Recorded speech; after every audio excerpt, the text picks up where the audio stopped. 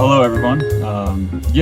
Originally I was enrolled in the automotive program because I thought that was more accessible for me. I always kind of had an interest in engineering side of stuff, but I never thought that I was, quote unquote, good enough, especially about the math side of things. But as I was going through all that training, I got more and more interested in the physics of how brakes work and all the energy, like where does the energy go in the engine and how do all those things work. So eventually I worked up the courage to transfer over to engineering and really buckle down and work on the math. And I ended up making it out here to California. Had the two internships at Langley out in Virginia actually, and then Cal Poly, and then made it another internship at JPL, so NASA JPL, and have stayed in the aerospace industry since. First started in more the space side of things, eventually went over to the aviation side of things, which I am in now. We have an imaging system where we fly over oil fields and we can spot out where all these oil companies are leaking methane out of their pipes, out of their wells, that types of things. And then we give that data to the oil companies, and so they'll go out and figure out how to plug them up or replace valves and fix the leaks, either capture the methane to use or just plug it up and keep it in the earth. And methane is an extremely potent greenhouse gas, much more so than carbon dioxide. So it's really nice to be able to actively work to help our earth. Good afternoon, everyone. My name is Shamian Brown, and I will be returning to J. Sargent Reynolds this spring to continue working on my science and RN associate's degrees. At first, I was not completely sure of what direction I was headed in. I was just going through the motions because I was instructed to do this or that. While attending John F. Kennedy High School, I was approached by one of the kindest souls in a uniform. I was not aware of it at the time, but it was an encounter that would change my life. Join the JROTC, the kind stranger said. I stayed in for a couple of years, even participating in activities outside of the school year. After graduating in 2003, I moved back to New York, hoping to join the Plumbers Union. When that did not pan out, I returned to Richmond and began working retail. Then I gave birth to my son in 2004. Richmond has a Plumbers Union, so I applied here this time. Though I had taken AutoCAD in high school, I still needed more. I started at J. Sargent Reynolds in the fall of 2005, pursuing architectural and industrial design specialization and civil engineering technology majors. Finally, I felt like I knew what direction I was going in and did not mind my course load at all. Then the first recession of my lifetime occurred. I thought that I had picked a safe and solid path. Once busy construction sites turned into ghost town, leaving heavy equipment behind, just as it had been at the end of the last shift. Mounds of earth that had been overturned began to sprout and bring forth life in what was to be a temporary location, but the construction workers did not return. Fear set in because the prices of all necessities were rising, but my income was not. I needed to pivot and do so quickly. Initially at the mall's recruiting office, I took the practice ASVAB with an Air Force recruiter, and then went across the hall to speak with the Army recruiter as well. They were going to be able to ship me out faster, so I went with them. While doing my paperwork, I shared that I had been in JROTC, which changed my entry rank and pay. In June of 2009, I swore in as Private First Class Brown, 68 Whiskey, healthcare specialist.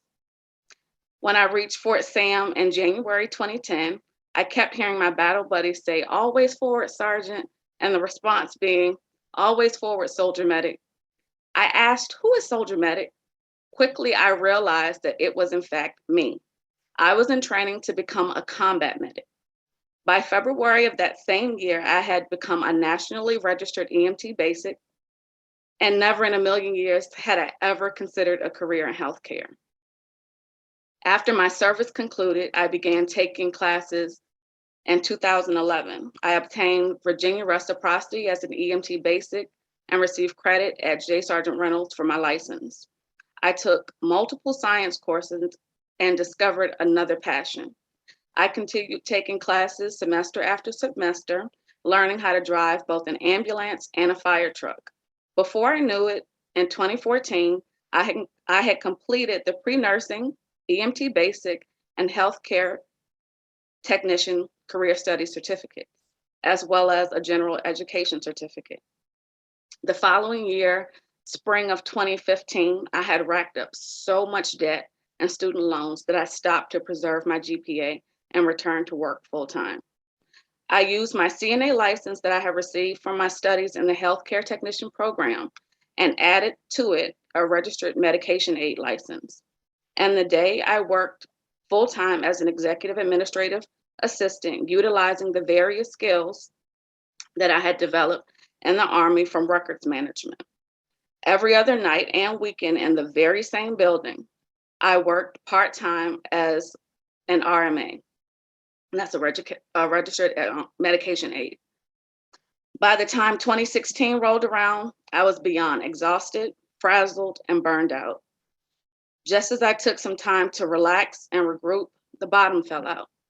After an open heart surgery and many weeks in the cardiac ICU, my father died. I shut down and had sworn off the medical field, thinking that I would never want anything else to do with it. The pandemic of 2020 reawakened the passions that were lying dormant inside of me for both science and nursing. I empathized with each of the healthcare workers that were stretched beyond normal limits.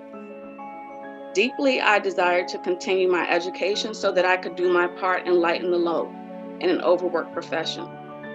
Though my passions and desire were renewed, my funding for school was not, at least not yet. I want to thank you for making what was seemingly too difficult to achieve possible for me again.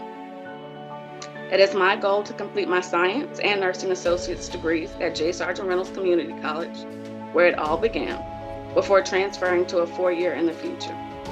When I received word that I had received the Major General Edmund A. Rafalco Scholarship, I was so excited and relieved to have a chance to return as a Reynolds student. Then I did some research to find out who Major Rafalco was. I was overwhelmed and immediately wondered if I deserved to receive an award in honor of such a decorated military leader. I can promise his daughter, Miss Celia Rafalco, that I will make the most of the incredible opportunity she has provided.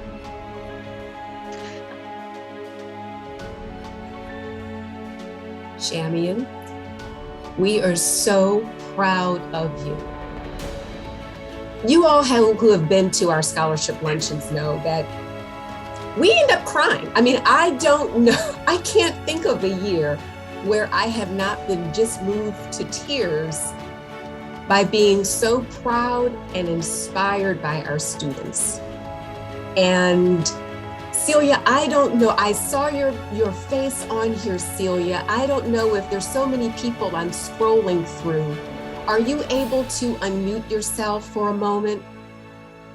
Yes, I am, and I want to thank Shamian for such a warm and emotional presentation, and I'm so happy to be able to help. Thank you. And I'm crying too. I tell you,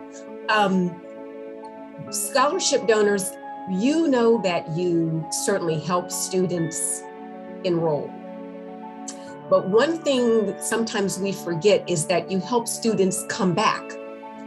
And that is just as huge because they finally get this shot to have their dreams tangibly in front of them again and working toward them. And so I really want to thank again our scholarship benefactors, because you're working just quietly in the background and you send in your check or go online and make your gift and you transform a student's life. It is extraordinary.